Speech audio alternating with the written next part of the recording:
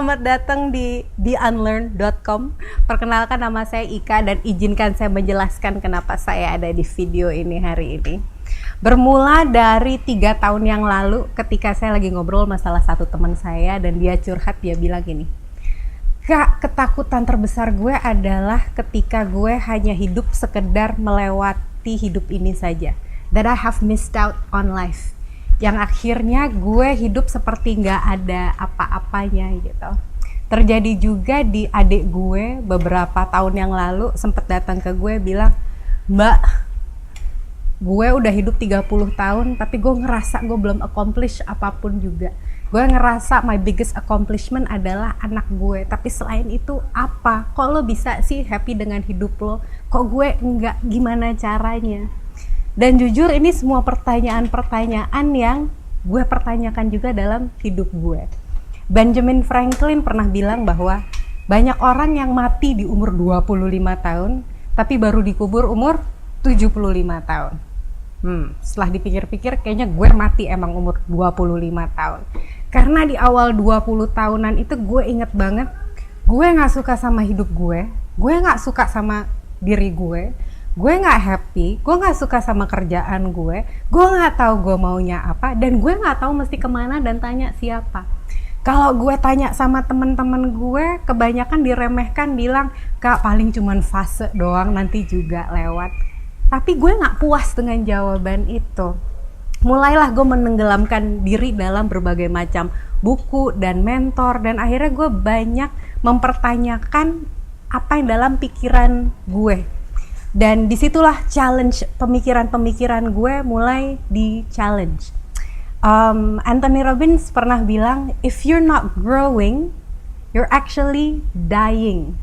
Dan 8 tahun saya berkecimpung dalam people development sebagai konsultan, sering banget ketemu orang Indonesia yang merasakan hal-hal yang sama. Dan jujur cukup sedih, karena waktu saya ketemu dengan mereka, jarang banget saya ketemu orang-orang yang matanya itu masih bersinar dengan passion gitu, bahwa mereka mencintai hidupnya banget, bahwa mereka bisa menginspirasi, bahwa mereka excited dengan hal-hal yang terjadi dalam hidupnya. Banyak malah yang akhirnya komplain, hidup gue A, gue gak bisa B, gue kesel sama C, gue gak tahu mesti D.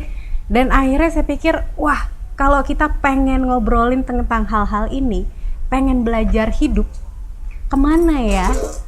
Dan ini sebabnya website ini ada, untuk kita sama-sama bareng-bareng belajar hidup bareng-bareng, mempertanyakan hal-hal yang sebenarnya apa sih yang kita butuhkan dalam hidup untuk merasa hidup dan gak cuman sekedar hidup gitu.